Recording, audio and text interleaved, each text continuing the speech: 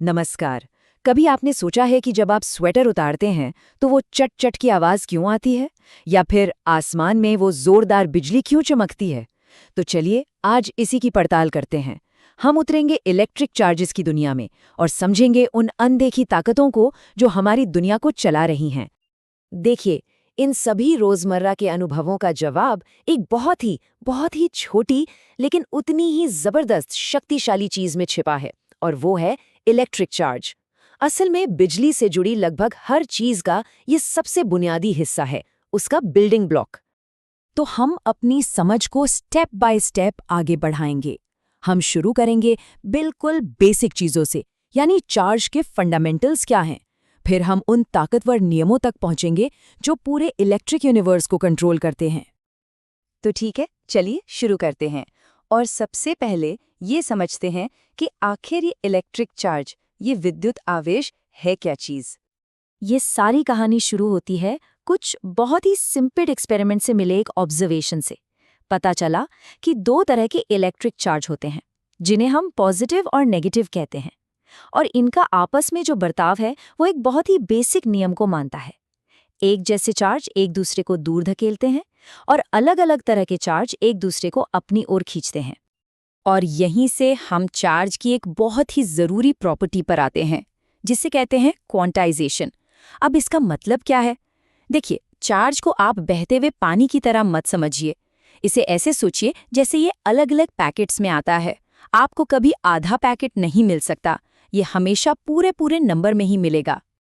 इसी चीज को एक फॉर्मूले में दिखाया गया है, Q = NE। यहाँ पर Q का मतलब है टोटल चार्ज, N कोई भी इंटीजर है, मतलब पैकेट्स की संख्या, जैसे 1, 2, 3, और E है चार्ज की सबसे छोटी, सबसे बुनियादी यूनिट, यानी एक अकेले इलेक्ट्रॉन का चार्ज, जो कि बहुत ही छोटा होता है। तो इसका सीधा मतलब ये हुआ कि आप कोई भी चार्ज उठा लें, वो हमेशा इस सबसे छोटे चार्ज का ही मल्टीपल होगा। अब जरा अंदाजा लगाइए कि ये कितना छोटा है। 1 कूलॉम चार्ज में, जो चार्ज की एक स्टैंडर्ड यूनिट है, पता है कितने इलेक्ट्रॉन होते हैं? लगभग 6.24 गुणा 10⁻18। ये एक बहुत बहुत बड़ा नंबर है। तो सबसे ज़रूरी बात यह है कि हमें जो थोड़ा सा भी चार्ज दिखता है ना, उसमें भी इन बेसिक यूनिट्स की संख्या खरबों में होती है। चार्ज की दूसरी प्रॉपर्टी तो और भी सीधी है, एडिटिविटी। मतलब किसी सिस्टम का टोटल चार्ज निकालना हो तो बस उसमें मौजूद सभी अलग अलग चार्जेस को उनके साइन के साथ जोड़ दीजिए। मान लीजिए +2 यूनिट चार्ज है और -1 यूनिट चार्ज है, तो टोटल हुआ +1 यूनिट। बस इतना सिंपल है।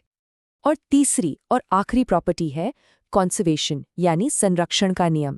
ये बिल्कुल एनर्जी की तरह है। एक आइसोलेटेड सिस्टम में आप इलेक्ट्रिक चार्ज को न तो बना सकते हैं और ना ही खत्म कर सकते हैं। हाँ, आप उसे एक चीज से दूसरी चीज पर ट्रांसफर जरूर कर सकते हैं, लेकिन पॉजिटिव और नेगेटिव चार्ज का जो कुल जोड़ है वो हमेशा उतना ही रहेगा। तो अब जब हम ये समझ गए हैं कि चार्ज क्या है और उसकी प्रॉपर्टीज क्या हैं, तो सवाल ये उठता है कि ये जो फोर्स लगाता है उसे कैलकुलेट कैसे किया जाए। और यही पर एंट्री होती है कूलॉम के बहुत ही शानदार और बेहद जरूरी नियम की। चार्ल्स कूलॉम ने इस नियम को खोजा था, और ये हमें 2 पॉइंट्स चार्जेस के बीच लगने वाले फोर्स को कैलकुलेट करने का एक सटीक फॉर्मूला देता है। सच कहूं तो इलेक्ट्रिसिटी को समझने के लिए ये नियम एकदम फंडामेंटल है। आइए इस इक्वेशन को एक एक करके तोड़कर समझते हैं। पहली बात, फोर्स दोनों चार्जेस Q1 और Q2 के प्रोडक्ट के डायरेक्टली प्रोपोर्शनल है। मतलब चार्ज जितने बड़े होंगे, फोर्स भी उतना ही ज्यादा होगा। दूसरी बात, ये फोर्स उनके बीच की दूरी r के स्क्वायर के इन्वर्सली प्रोपोर्शनल है।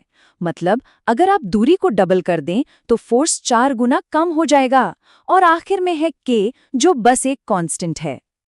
पर जो बात आपको सच में हैरान कर देगी वो है इस इलेक्ट्रिक फोर्स की असली ताकत।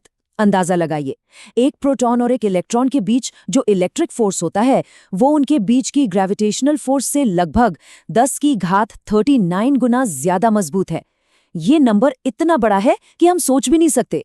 और यही वजह है कि एटम और मॉलिक्यूल के लेवल पर इलेक्ट्रिक फोर्स ही सब कुछ कंट्रोल करता है।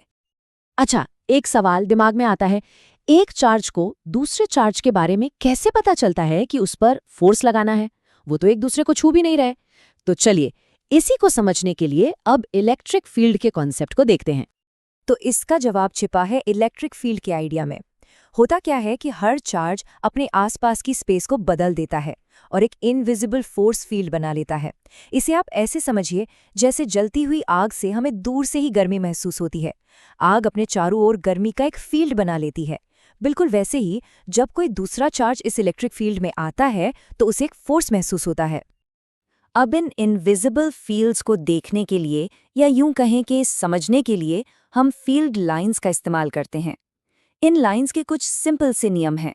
ये हमेशा पॉजिटिव चार्ज से शुरू होती हैं और नेगेटिव चार्ज पर खत्म।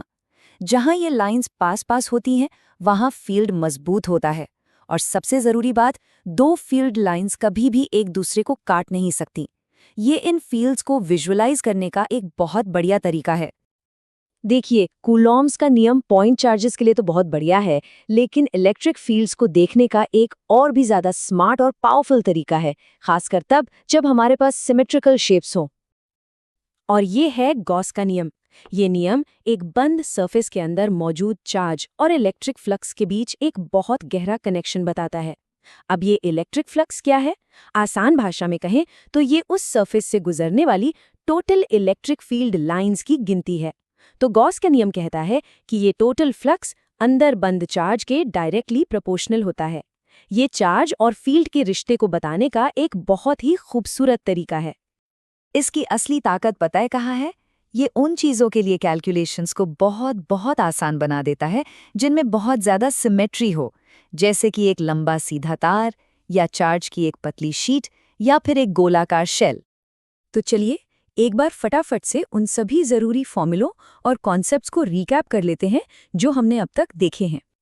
तो ये है वो मेन फिजिकल क्वांटिटीज और उनको जोड़ने वाले फॉर्मूले, चार्ज के क्वांटाइजेशन से लेकर कूलॉम्स लॉ और गॉस लॉ तक। यही वो टूल्स हैं जो इलेक्ट्रोस्टैटिक्स की हमारी पूरी समझ की नींव रखते हैं।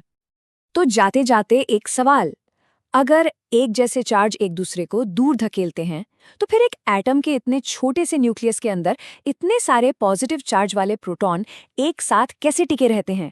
वो एक दूसरे को दूर क्यों नहीं फेंक देते? ये एक पहेली है जो हमें प्रकृति की एक और फंडामेंटल फोर्स की तरफ इशारा करती है। सोचिएगा जरूर।